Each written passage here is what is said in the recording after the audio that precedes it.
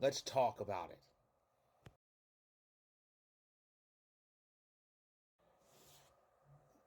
All of the action ended about an hour ago. However, I wanted to wait.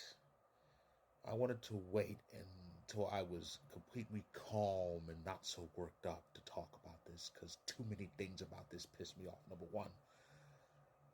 one, the biased officiating, for one. I mean, referees just do not like the Avalanche. Look at that third period. We should have had two power plays, but Dallas committed high sticking and they tripped McKinnon, and the refs swallowed their whistles. It's the Jamie Benn play again. Number two, the puck luck or lack thereof in our case. None of our attempts were even close, and when we did have a chance to get something going, something always happens. It was like Murphy's Law. But Dallas, it, a lot of things they were touching were turning into gold. At least enough of them were. And three, questionable passes. There were quite a few of them. Even McKinnon was making some questionable passes. That's just three things. Well, four are the Avs fans who are slandering Miko. You know, the one player who actually tied the game. Bottom line is this: Miko Rantanen and Alexander Georgiev were the only ones who showed up. Even McKinnon was kind of shaky, and Kale could have done a bit more. He usually does. He will next time. But the fact is, this loss should not have happened. Game two, I can deal with because there was effort there. The effort was not there tonight, and this is on our home ice. We're the best home team in the league, and we went out there just going through motions. You can't do that, and it's amazing. So we're down 2-1, and again, you have Avs fans saying, "Well, it's over." No, it's not. This is a 7-game series. We still have another home game coming up Monday. Okay, don't give me that it's over nonsense. We can easily win this and make it 2-2. So yeah, we the margins still there. We've got this. We've got this. We'll just take care of it Monday.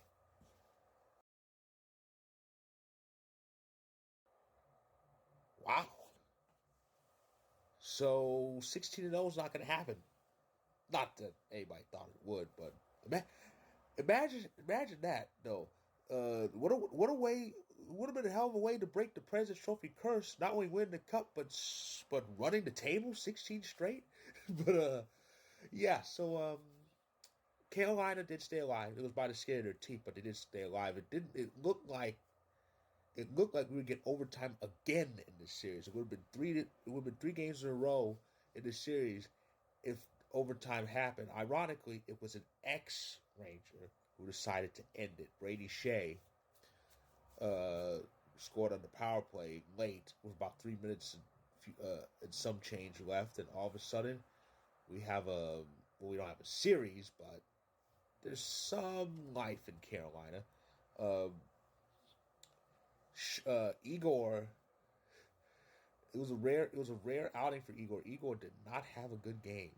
He gave up 3 goals the first period. Usually it takes him like 2 games to give up 3 goals. But he gave up 3 goals in the first period alone. And of course, he held it together in the second and most of the third as the Rangers tied it. I remember that my first thought was, don't tell me they're going to blow this lead. But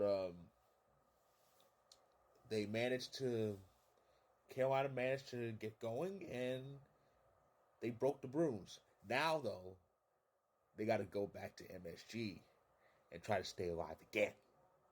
And people, and people were saying reverse sweep, reverse sweep. Here's the thing about those reverse reverse sweep has only happened 4 times in NHL history. There have been 206. I think I had to go. I think there have been 210 series that to have had a 3-0 lead. Only four of them have ended with an actual comeback, a reverse sweep. And I can name them. The Maple Leafs in 1974. That was the 1974. Maple Leafs in 1942. That was the Cup final. The Islanders in 1975. I think that was like the first round or the second round, something like that. Um, the Philadelphia Flyers. Philadelphia Flyers in 2010, that was the second round because I remember it. And the Kings in 2014, that was the first round. I remember the Sharks led three games to none, and they lost the next four. And of course, the Kings turned that into a Stanley Cup. So yeah, reverse sweeps only happen four times. For it to happen for a fifth time, their only realistic chance, obviously, is they need to have a real good outing in Game 5. They need to steal Game 5 and get another home game. They get home ice, they should win it.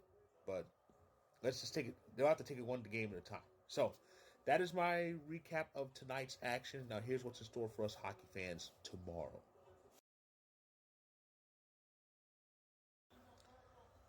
Tomorrow, which is Mother's Day, happy Mother's Day to all the mothers out there, including and especially my own.